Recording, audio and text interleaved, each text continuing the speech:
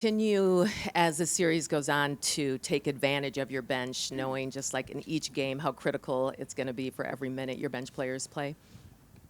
Yeah, they've been our bench has been big. We're a deep team.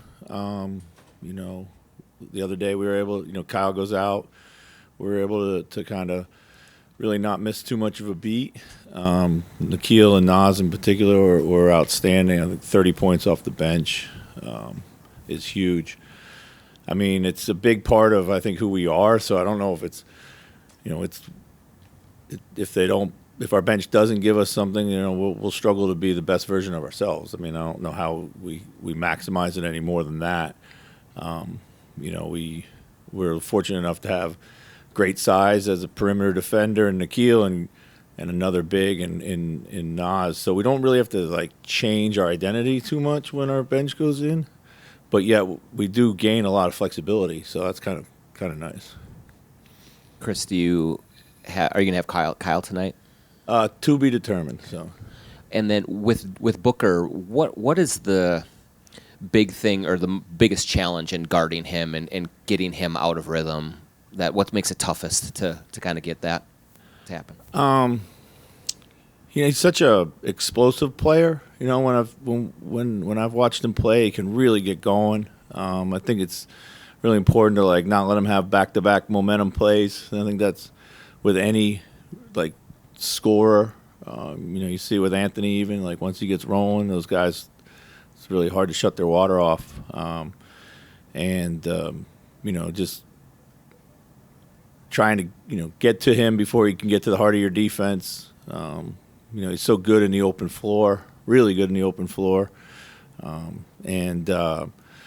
now he's got the added responsibility of like creating a lot of offense for his teammates, which he's done an amazing job at this season. So just a tough cover all the way around. We're lucky enough to have a few guys to throw at him, but again, you don't really stop these guys. You just got to try to keep them from hurting you time and time again.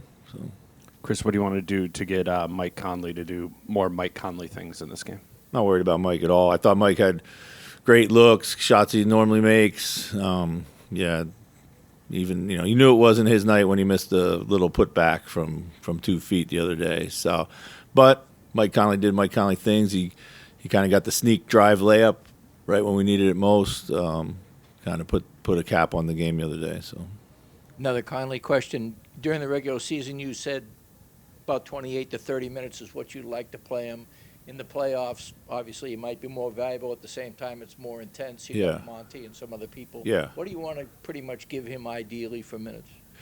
Yeah, I mean, we ended up playing him around 24 minutes in the regular season, particularly down the stretch here. I think 28-30 in the playoffs is fine, and he has the ability to go beyond that if needed or the game calls for it. So probably in that window. And when you're looking down at 8 and 9, is a lot of that what Kyle is able to do in terms of tonight? And is Monte? I mean, Monte just seems like kind of a natural guy for the wings that you guys have to guard, especially on screens. Yeah, love Monte's really been impressed with his defense all year since we got him. His physicality, his ability to stay in front. Obviously, he's smart, so his scheme recognition is high level. I mean, he's certainly going to be in the mix for sure. So. Chris, with adjustments being obviously a big thing from game to game, you guys made a bunch going into game one from the regular season series. How do you go about balancing with your practice time and prepping for today's game the idea that they're probably going to have a few adjustments as well on both ends of the floor? Yeah, I mean, just got to try to think what they might do, but got to be. You don't want to create a problem before there is a problem either. Feel like where some possible threats might come. And just, again, it comes down to us trying to execute the game plan and being ready to switch it up if we need to. It's all part of it at this point in time. And it's still way early in the season, in the series. So there's, a lot of adjustments out there for both teams, I'm sure. Coach, when you look at I'm sorry. Oh, sorry. Sorry, Coach. I think the other day you were talking about having a 10-man rotation for playoffs. And some coaches, they shrink it. They shrink it down to 8. did you see maybe during the season or even going into the postseason where you're like, you know what, I'm sticking with 10? Well, I've always we have a deep team. We've always we think that's one of our strengths. We feel like we have a lot of guys that can help us play. I think it does become a little more situational at this time of the year. So I wouldn't want to go into anything just doing it just to jam it in there to make it happen. So always give ourselves that freedom, that leeway. But we have confidence, really in our top 11 guys have all helped us win games this year. So, there's no reason that they can't do that now. Chris, as the spotlight's gotten bigger and brighter for Anthony, what do you see in terms of how he's maybe sticking to his timeline, sticking to your timeline, not getting out in front of his skis? Yeah, I mean, Anthony's a really grounded individual. He has a lot of confidence, a lot of belief in himself. He knows he's put the work in. He loves the moment.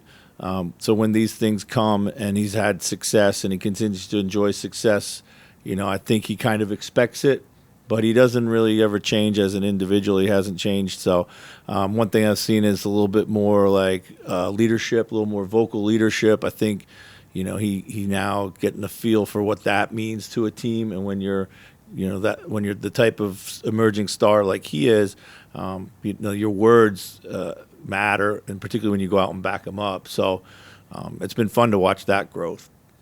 Coach, over here, to your point about Devin Booker and the type of offensive weapon that he can be, Jaden has done a really good job on him. How would you describe what makes Jaden so special as a defender? I mean, it's got a really high care factor. He competes on every single play. Sometimes we have to remind him that, the game is not 100 possessions. It's not 100 singled battles, but that's how he approaches it. He just wants to win every single one. And you can see how it bothers him when when somebody does get the best of him, of course he's learning more and more of these guys and their individual tendencies. He has great length, can battle through. He doesn't ever give up on a play. So yeah, just all the things you want in a point of attack defender. So, thank you.